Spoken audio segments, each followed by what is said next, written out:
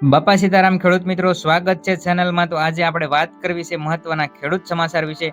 તો શરૂઆતની અંદર આપણે વાત કરશું ખેડૂતોએ થાંભલા જે ખેતરમાં નાખે છે તેના વળતરની માંગ કરી છે। ત્યારબાદ અલ નીનો એટલે કે અત્યારે તમને એક શબ્દ સંભળાતો હોય છે અલ નીનોને કારણે દુષ્કાળની સંભાવના છે, તો તેના વિશે વિગતવાર માહિતી જોશું।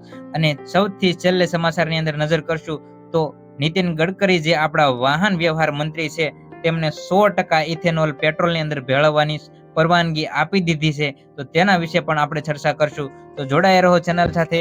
ચાલો શરૂઆત કરીએ મહત્વના સમાચારથી।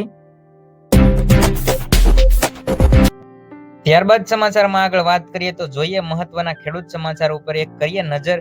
તો અત્યારે ખેડૂતોએ ટ્રેક્ટર સાથે રેલી કાઢી રહ્યા છે। એનું કારણ છે કે લાઇટ જે અદાણી કંપની જે લાઇટ છે તેના થાંભલા ખેડૂતોના ખેતરમાં નાખી રહી છે, તે પૂરતા પ્રમાણમાં ખેડૂતોને વળતર આપતી નથી।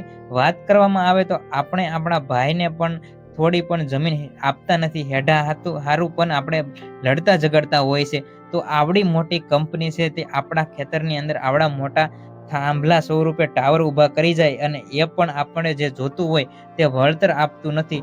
અને એક બાજુ જોવા જઈએ તો આપણે ઘરની અંદર આપણે લાઇટ બિલ ભરતા હોય છે, મીટર લગાડતા હોય છે, તો લાઇટ બિલની અંદર મીટરનું ભાડું પણ આપણે ભરતા હોઈએ છે।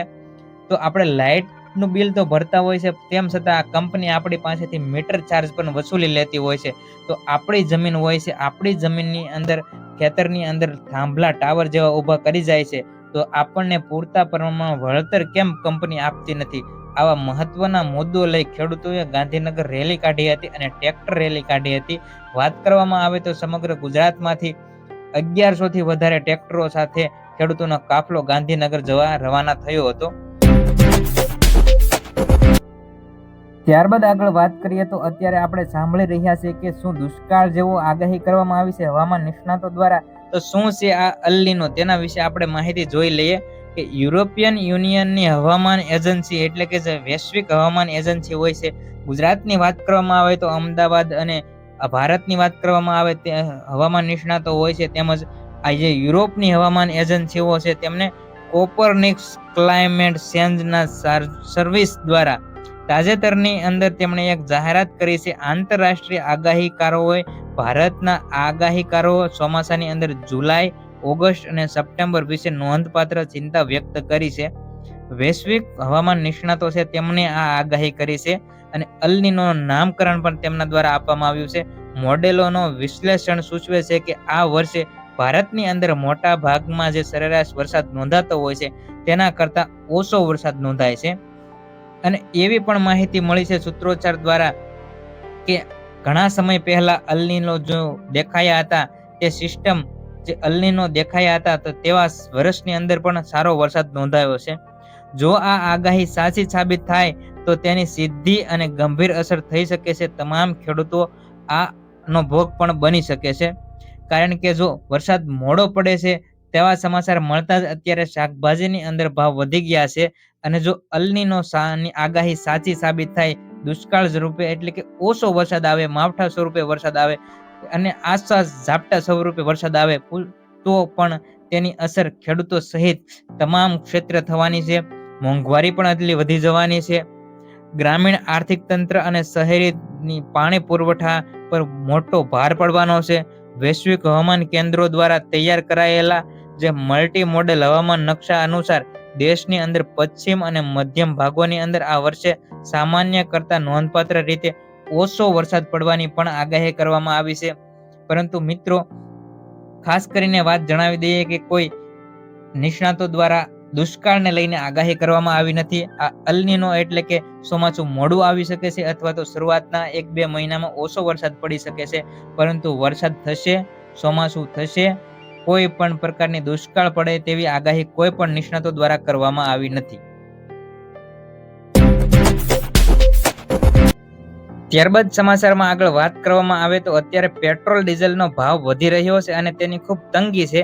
તો આપણા વાહન મંત્રી છે નીતિનભાઈ ગડકરી, તેમણે 100% ઇથેનોલ ભેળવવાની તેમને પરવાનગી આપી દીધી છે।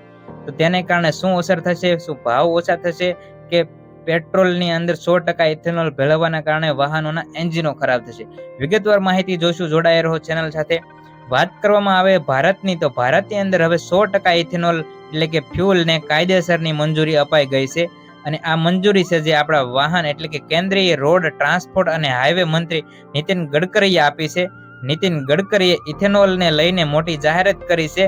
ગડકરીએ ભારતની અંદર ઉપયોગમાં જે 100% લેવામાં આવે છે ઈંધણ, તેને 100માંથી 100% ઇથેનોલ ઈંધણના ઉપયોગને મંજૂરી આપતા નિયમો ઉપર તેમણે સહી કરી દીધી છે.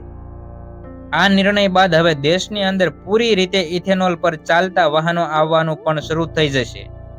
ટૂંકમાં કહીએ તો ટૂંક સમયમાં ટોચની કંપનીઓ ઇથેનોલથી ચાલતા વાહનો માર્કેટની અંદર લાવશે તેવો કેન્દ્રીય મંત્રીનો દાવો છે. વાત કરવામાં આવે તો દિલ્હીની અંદર 85 ફ્યુલ લોન્ચ થયાના કેટલાક સપ્તાહ બાદ આ જાહેરાત કરવામાં આવી છે, જે દર્શાવે છે કે સરકાર વર્તમાન એટલે કે ઈસવીસન 20% ઇથેનોલ પ્રોગ્રામથી પણ આગળ વધવાનો પ્રયાસ કરી રહી છે. નાગપુરની અંદર એક કાર્યક્રમમાં ગડકરીએ જણાવ્યું હતું કે ઇથેનોલના કાયદેસર ઉપયોગ સાથે જોડાયેલી જે ફાઇલો છે તેમને મંજૂરી આપી દેવામાં આવી છે. અત્યાર સુધી દેશનું ધ્યાન પેટ્રોલના 20% ઇથેનોલ ભેળવવાને બદલે હવે 100થી 100% ઇથેનોલ પર કામ શરૂ કરવામાં આવશે. અત્યાર સુધી માત્ર ને માત્ર પેટ્રોલની અંદર 20% ઇથેનોલ ભળતું હતું.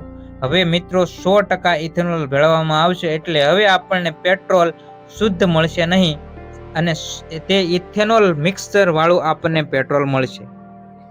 વાત કર્યું તો ઇથેનોલના ઈંધણથી ચાલતા વાહનો પર માર્કેટની અંદર હવે મળવા લાગશે. પેટ્રોલ અને ડીઝલની જરૂરિયાત પણ ઓછી થઈ જશે. હવે જ્યારે 100% ઇથેનોલને મંજૂરી આપી દેવામાં આવી ત્યારે દેશની જે ટોચની જે કાર કે ટુ વ્હીલની જે વાહન બનાવતી કંપનીઓ છે તેમની પણ દિશાની અંદર આગળ વધવા લાગી છે. કેટલીક કંપનીઓએ આ ઈંધણ પર ચાલતા વાહનો લોન્ચ કરી દીધા છે. એવામાં કેન્દ્રીય મંત્રી નીતિન ગડકરી છે. તેમણે કહ્યું કે આગામી 1.5 મહિનાની અંદર જ ટોયોટો, સુઝુકી અને એમજી જેવી મોટી કંપનીઓ માર્કેટમાં 100% ઇથેનોલથી ચાલતા વાહનો ઉતારશે. અને નોંધનીય છે કે સામાન્ય પેટ્રોલ એન્જિનની સરખામણીએ ફ્યુલ એન્જિનનો ભાગ ચેન્જ કરવો જરૂરી છે. કારણ કે 100% ઇથેનોલથી જે વાહનની અંદર ઉપયોગ કરવામાં આવે તો અત્યારે જે આપણે વાહન ચલાવી રહ્યા છે તેની અંદર માત્ર 20% ઇથેનોલ ભળતું હતું અને 80% જેટલો પેટ્રોલ ડીઝલનો જથ્થો ભળે, એટલે કે પેટ્રોલથી ચાલતા વાહનની અંદર માત્ર 20% ઇથેનોલ ભળતું હતું. જો 100% ઇથેનોલ અત્યારે આપણને મળેલ અને જો તે આપણી જે અત્યારની આધુનિક બાઇકની અંદર ઉપયોગ કરવામાં આવે તો બાઇકનું એન્જિન વહેલી તકે ખરાબ થઈ જવાનો ભય હોય છે. એટલે હવે 100% ઇથેનોલની મંજૂરી આપી છે તો તેવા એન્જિન અને તેવા વાહનો બનાવવામાં આવશે જે આપણને 100% ઇથેનોલને કારણે નુકસાન ન થઈ શકે વાહનને. આવા જ મહત્વના અપડેટ સમાચાર વિશેની માહિતી મેળવવા માંગતા હોય તો ચેનલને જરૂરથી સબસ્ક્રાઇબ કરજો અને ખાસ કરીને ખેડૂત મિત્રો સુધી વિડીયોને શેર કરજો. ખેડૂત વિશેની માહિતી તેમજ સરકારી યોજના વિશેની માહિતી મેળવવા માંગતા તમામ ખેડૂત મિત્રો વિડીયોને સબસ્ક્રાઇબ કરી વિડીયોને શેર કરજો અને જોડાયા રહો ચેનલ સાથે.